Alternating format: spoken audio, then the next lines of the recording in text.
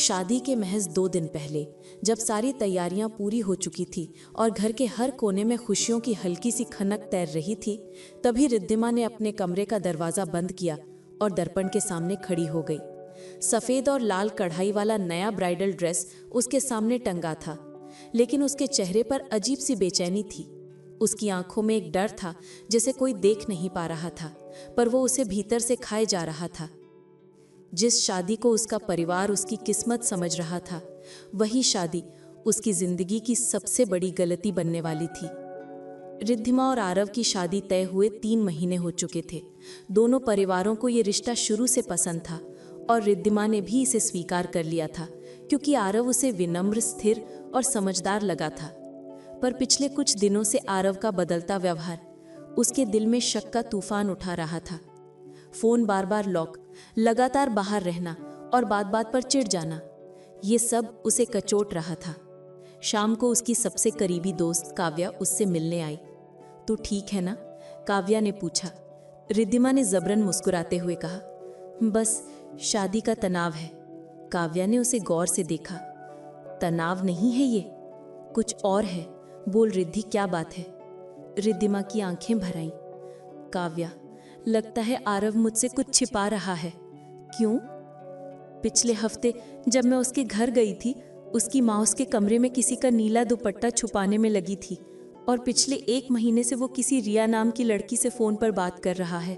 अगर मैं पूछूं तो गुस्सा हो जाता है।" काव्या चौंक गई। "तो तूने उससे सीधे पूछकर साफ क्यों नहीं कर लिया?" "मुझे डर है।" रिद्धिमा की आवाज टूट गई। "कहीं ये शादी मजबूरी या दिखावा न बन जाए।" काव्या ने उसकी हथेली पकड़ ली। "तो फिर तू चुप क्यों है? शादी से पहले सच जानना जरूरी है।"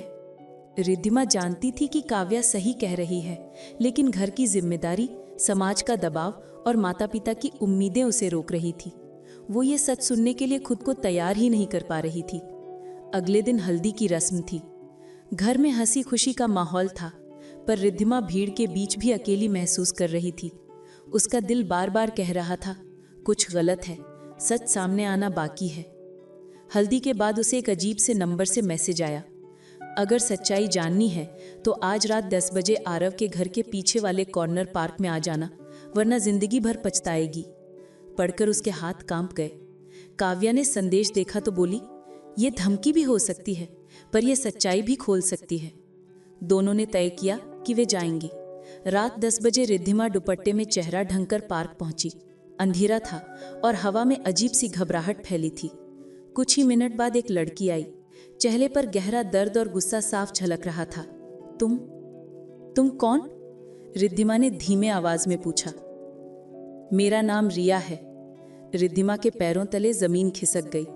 बिल्कुल वही नाम जिससे आरव लगातार बात कर रहा था। रिया बोली, "जिससे तुम शादी करने जा रही हो, वो मेरा सब कुछ बन चुका था। 3 साल से हमारा रिश्ता था, मुझसे शादी का वादा किया था, और अब मुझे छोड़कर तुम्हारे साथ मंडप में बैठने वाला है। क्या क्या सबूत है तुम्हारे पास?" रिद्धिमा की आवाज सूख गई। रिया ने अपना फोन खोला। दर्जनों तस्वीरें, वीडियो, चैट, आरव के वादे, उनके ट्रिप्स, उनके प्लान्स, सब कुछ। और तो और एक वीडियो में आरव साफ बोल रहा था, "घरवाले किसी भी हाल में मेरी शादी रिद्धिमा से करना चाहते हैं। शादी के बाद भी मैं तुम्हें नहीं छोड़ूंगा।" रिद्धिमा का दिल चीर गया। उसकी सीने पर किसी ने बड़ा पत्थर रख दिया हो जैसे। उसकी आंखें धुंधली पड़ गई। रिया ने एक और बात कही, "उसकी माँ मेरा दुपट्टा छुपा रही थी क्योंकि मैं उसी दिन उससे मिलने आई थी, और वो चाहते थे कि हमारा रिश्ता किसी को पता ना चले। तुम समझ रही हो ना, ये शादी झूठ पर बन रही है, और झूठ पर बनी जिंदगी सिर्फ दुख देती है।" रिद्धिमा की आत्मा हिल गई। शादी के इतने पास आकर यह सच किसी तूफान से कम नहीं था। काव्या बोली, "रिद्धि, अब फैसला तुझे ही लेना है। या तो अपनी जिंदगी बचा ले, या खुद को एक ऐसी शादी में धकेल दे जहां तो सिर्फ एक नाम बनकर रह जाएगी।" रिद्धिमा चुप रही। अंदर का तूफान बढ़ रहा था। अगले दिन शादी का दिन। लाल जोड़ा, सोने के गहने, मेकअप, बाजे, बारात, सब कुछ शान से तैयार था। घर में खुशी का समंदर बह रहा था। कोई नहीं जानता था कि दुल्हन के दिल में क्या ज्वालामुखी फूट रहा था। माँ ने आकर कहा, "रिद्धि तो बहुत खूबसूरत लग रही है।" उसने माँ का हाथ पकड़ लिया। "माँ, अगर मैं कहूँ कि ये शादी मुझे नहीं करनी तो? माँ चौंक गई। क्या पागलपन है, पूरी दुनिया आ चुकी है, अब पीछे कैसे हट सकती है? माँ, आरव मुझे धोखा दे रहा है। उसकी आवाज कांप गई। माँ को विश्वास नहीं हुआ। तू ऐसे वक्त में ऐसा क्यों बोल रही है? रिद्धिमा ने फोन दिखाया। चैट्स, वीडियो, तस्वीरें, सब कुछ। माँ स्तब्ध रह गई।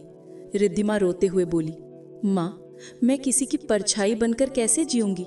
शादी कोई सौदा नहीं है, ये भरोसे पर चलती है, और मैं झूठ पर बनी जिंदगी नहीं जी सकती। माँ की आंखों में दर्द था, लेकिन बेटी की मजबूरी भी समझ में आ रही थी, पर फिर भी बोली, समाज क्या कहेगा? रिद्धिमा ने गहरी सांस ली। माँ, अगर मैं अपनी जिंदगी बर्बाद कर लूं, तो तब समाज क्या ठीक कर देगा? नहीं ना, तो आज मुझे खुद को बचाना होगा। माँ के पास कोई जवाब नहीं था। बारात आ चुकी थी।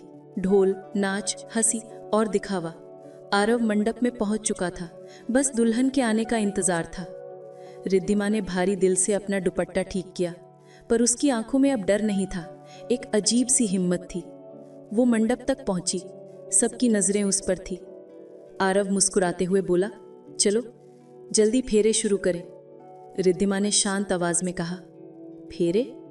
तुम और मैं? क्या तुम्हें लगता है मैं कुछ नहीं जानती?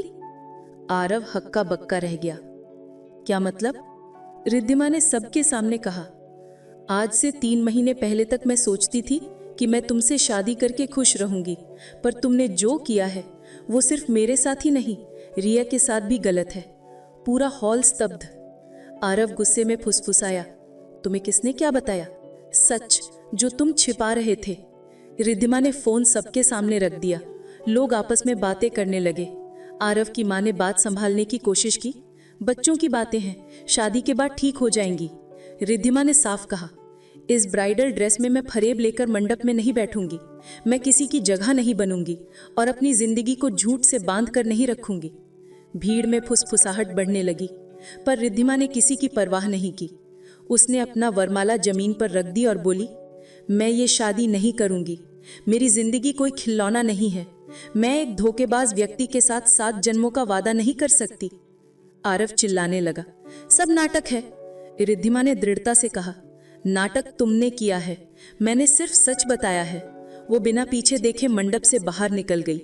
उसके कदम धीमे थे, पर आत्मविश्वास मजबूत। घर, समाज, लोग सब पीछे रह गए और उसके सामने खुली थी एक नई राह।